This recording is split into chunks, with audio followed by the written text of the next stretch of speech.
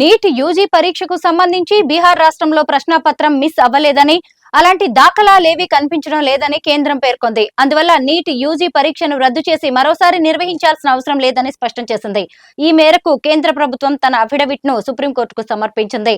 July 3వ వారంలో counselling ప్రారంభించేందుకు సిద్ధంగా ఉన్నామని సుప్రీంకోర్టుకు మరో అఫిడవిట్ లో కేంద్రం తెలిపింది.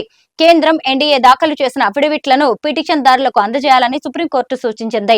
వారికి అందజేసి వాదనలు వినిపించేందుకు వీలుగా తదుపరి విచారణను ఈ నెల 18కి వాయిదా వేస్తున్నట్టు సర్వోన్నత న్యాయస్థానం సిజేఐ జస్టిస్ డివై చంద్రచూడ్ నేతృత్వంలోని త్రిసభ్య ధర్మాసనం తెలిపింది.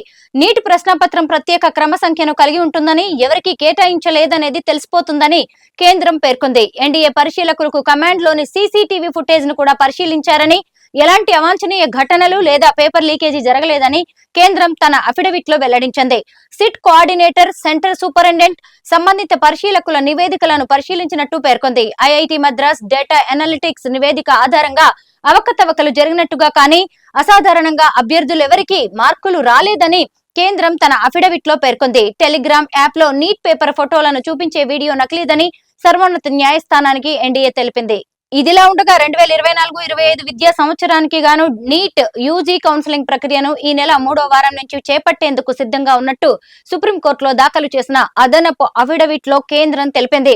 ఒకవేళ కౌన్సిలింగ్ లో ఎవరైనా నీట్ పరీక్ష అక్రమాల కారణంగా లబ్ధి పొందినట్టుగా గుర్తిస్తే వారి కౌన్సిలింగ్ ను రద్దు చేస్తామని కోర్టుకు వెల్లడించింది. నీట్ పవిత్రతను కాపాడేందుకు కఠిన చర్యలు తీసుకుంటామని, భవిష్యత్తులో ఇలాంటి ఘటనలు రాకుండా చూసుకుంటామని కోర్టుకు విన్నవించింది. పరీక్షల పవిత్రత, విద్యార్థుల ప్రయోజనాలను పరిరక్షించేందుకు కేంద్ర ప్రభుత్వం కట్టుబడి ఉందని తెలిపింది. పబ్లిక్ పరీక్షల్లో పారదర్శకత, విశ్వసనీయతను నిర్ధారించేందుకు పబ్లిక్ ఎగ్జామినేషన్ చట్టం 2024ను పార్లమెంట్ రూపొందించిందని, ఇది గత నెల 21 నుంచి అమల్లోకి వచ్చిందని కోర్టుకు కేంద్రం వివరించింది. ఇదిలా ఉండగా లీకైన నీట్ పేపర్ బీహార్ లోని ఒక్క పరీక్షా కేంద్రానికి పరిమితమైందని, విస్తృతంగా వ్యాప్తి చెందలేదని సుప్రీంకోర్టుకు సిజేఐ తెలియజేసినట్టుగా విశ్వసనీయ సమాచారం. సోషల్ మీడియాలో కూడా ఇది వ్యాప్తి జరగలేదని పేర్కొన్నట్టు సమాచారం. దీనికి సంబంధించిన నివేదికను కోర్టుకు సీల్డ్ కవర్ లో సిబిఐ అందజేసింది. గుజరాత్ గోధ్రాలో నీట్ కేసును విచారిస్తున్న సిబిఐకి కొత్త విషయాలు తెలిసాయి.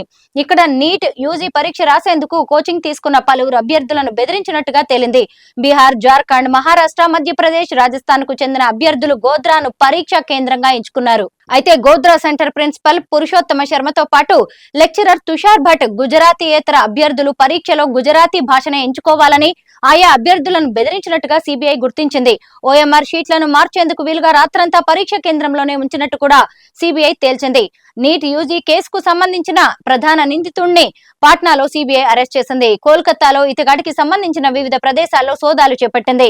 అనేక నేరారోపణ పత్రాలను స్వాధీనపరుచుకున్నట్టు సమాచారం. కాగా అరెస్టు చేసిన ప్రధాన నిందితుడిని స్థానిక కోర్టు ఎదుట సిబిఐ హాజరుపరచగా పాట్నా ప్రత్యేక కోర్టు అతనికి 10 రోజుల సిబిఐ కస్టడీ అప్పగిస్తూ ఆదేశాలు జారీ చేసింది. రాంచీలో హోటల్ నడిపే రాకేష్ రంజన్ అలియాస్ రాకీ అనే వ్యక్తి నీట్ లీకేజీలో ప్రధాన నిందితుడు. ఈ కేసులో ప్రధాన సూత్రధారిగా ఉన్న సంజీవ్ ముఖియా బంధువే ఈ రాకేష్ రంజన్ అని గుర్తించారు. పాట్నా, రాంచీ నుంచి సాల్వర్లను నియమించుకుని పరీక్షా ప్రశ్నలను సిద్ధం చేయించే వారిగా సిబిఐ గుర్తించింది. నలంద్కు చెందిన నీట్ ఆస్పిరెంట్ సన్నీ, గయాకు చెందిన ఓ అభ్యర్థి తండ్రి రంజిత్ కుమార్ లను తాజాగా సిబిఐ అరెస్ట్ చేసింది. కాగా ఇప్పటి వరకు బీహార్ లో అరెస్ట్ అయిన వారి సంఖ్య 9కి చేరింది.